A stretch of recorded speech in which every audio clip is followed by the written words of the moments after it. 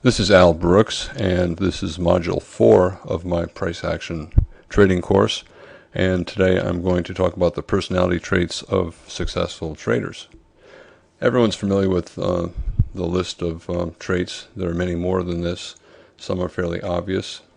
Being objective, being disciplined, being patient. The two last ones I think are probably the most important. Being comfortable with uncertainty and managing trades properly. Disciplined traders, they never say to themselves, maybe this time it'll work. I'll try it this time. Or, hey, maybe I'll try this. They don't try ideas out of the blue, whimsically, just because the market is setting up something that might be fun to try. They stick to their plan, and if a setup is not one that they normally trade, or if it's something that doesn't look quite right, they just don't take the trade. They just let it go.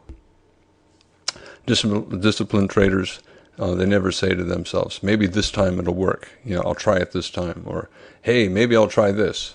They don't try ideas out of the blue, whimsically, just because the market is setting up something that might be fun to try. They stick to their plan, and if a setup is not one that they normally trade, or if it's something that doesn't look quite right, they just don't take the trade. They just let it go. And you're trading against computers, and you're trying to duplicate what they're doing. Institutions are mostly computer generated trades, and for you to make money, you've got to be doing what the institutions are doing and what the computers are doing, and they're not trading based on emotion. So if you're looking at a setup and you feel any emotion, don't take the trade. You also have to be very comfortable with the idea that the market might do the exact opposite of what you believe, and it'll happen about 40% of the time. It can happen more. If you're a scalper and you're extremely good, it can happen less. But you have to be open to the possibility that the market can do the exact opposite of what you think. Remember that anytime you take a trade, an institution agrees with you and another institution disagrees with you. And you cannot be so confident that the institution on the other side is wrong. That institution, no matter how confident you are, is going to be right 40% of the time, at least 40% of the time. So if you're a pretty good trader, you'll probably lose at least 40% of the time. You have to be willing to sit there and do nothing. If you're a day trader, sometimes you have to sit for an hour or two or three waiting for a good signal, and never get impatient and start telling yourself that, boy, a good trade is overdue, maybe I'll take this one. A good trade is never overdue. Sometimes there'll be 20 or 30 good signals in a day, sometimes just 3 or 4. And if you want to end up positive at the end of the day, you'll just accept whatever the market is offering. And if it's offering very, very little, then you have to sit there patiently and do nothing. This is very important, the idea of being comfortable with uncertainty. Whenever you're putting on a trade, there's always uncertainty. The first obvious element of uncertainty is how likely will the trade be successful? What's the probability of success of achieving your goals? And then you're also going to be uncertain about where to put the stop. Do you use your routine stop, a money stop, like maybe 2 points in the E-mini, maybe 50 cents in IBM? Or do you have to use a bigger stop or a smaller stop? You're also going to be uncertain about your profit target. If the bars are very big and the range is very big and the swings are very big, maybe you should be using larger targets. And this is something that traders deal with all the time.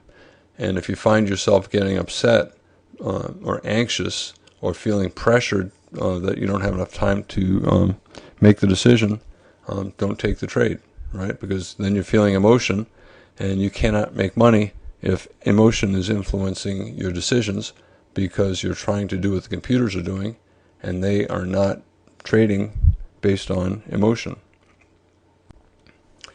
You have to be comfortable with losses. They're going to come. If you're a pretty good trader, you're going to be losing at least 40% of the time. When you're trading, nothing is crystal clear as you're trading. And if you think something is crystal clear, don't take the trade because you're reading the charts incorrectly. At the end of the day, when you print out the chart, everything is crystal clear. However, that's not the case real time. There's always uncertainty. You also have to be comfortable with what you're doing. If this is your job and you're planning on doing it for many years, you have to be doing it in a way that's enjoyable. You can't be miserably stressed out all day long, worried about losing money, and worried that, oh my gosh, I just lost 3 in a row. I can't afford losing 4 in a row. If that's how you're feeling, you have to change how you're trading and find a method to trade where you enjoy what you're doing. I get up every morning and I just can't wait to get in front of my computer. I really like what I'm doing. For years, I was an extreme scalper, taking 40 trades a day, but it was really stressful. It was not fun. Can you make more money doing that? Sure, but life has to be fun. You only have so many years, and if you're choosing to live them in a miserable way, I think that's not the best way to live your life. I think you got to, what you do with your life, time is precious, and every part of your life should be fun. And you can make money while being happy. There are lots of jobs where you can really love what you're doing and you can make a lot of money. And trading is one of them. You don't have to be miserably worried all the time. You have to find a way of trading that allows you to be happy. And there are lots of ways to trade, and chances are you'll be able to find one that suits your personality. Don't worry if you see someone on television who's trading one way and it's not right for you. That's okay. Every trader has a different personality, and every trader finds a method of trading that suits their personality. And the great traders don't worry that somebody else is using some other approach and making a lot of money. If that's not them, they don't worry about it. You have to be comfortable doing what you have to do. Swing traders, they lose most of the time, but they're going for rewards that are 2 or 3 times greater than their risk.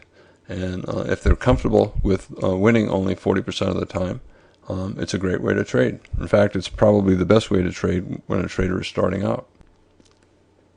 Other traders are comfortable scaling into trades going against them. So, for example, if the market is in a weak bull channel, they'll start selling above prior swing highs if they're confident that the channel is about to transform into a trading range or a reversal.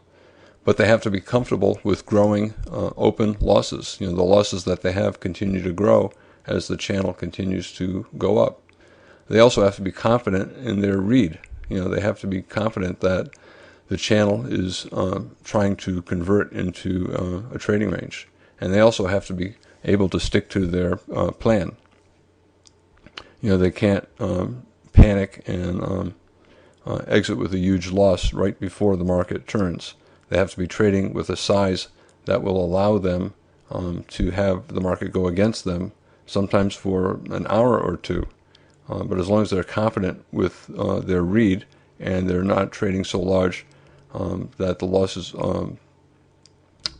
are too big for what they're doing, that's a comfortable way to trade. There are other traders, scalpers, who want a very high probability trade. But anytime something has a high probability of working, chances are it's only going to work briefly. So the reward is going to be smaller. However, even if you're scalping for a small reward, you have to make sure that your risk, the distance to your stop, is no bigger than your reward. If you're trading with a stop that's bigger than your profit target, you have to be right 80 or 90% of the time, and that's very difficult to do. Some traders are comfortable with any type of environment, high probability, low probability, scalps, and swing. swings, and that's okay. And if you find yourself to be one of those traders, go for it. If that's your comfort zone, that's fine. Go for it.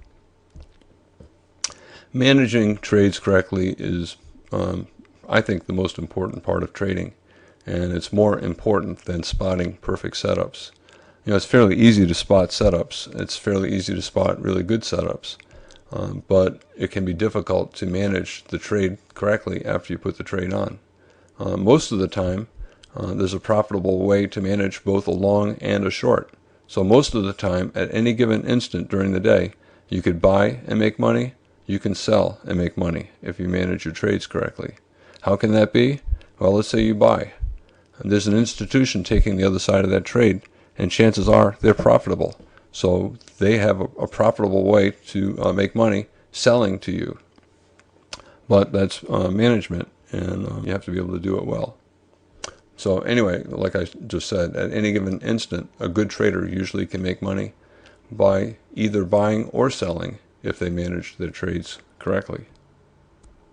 This is the end of Module 4. Thank you.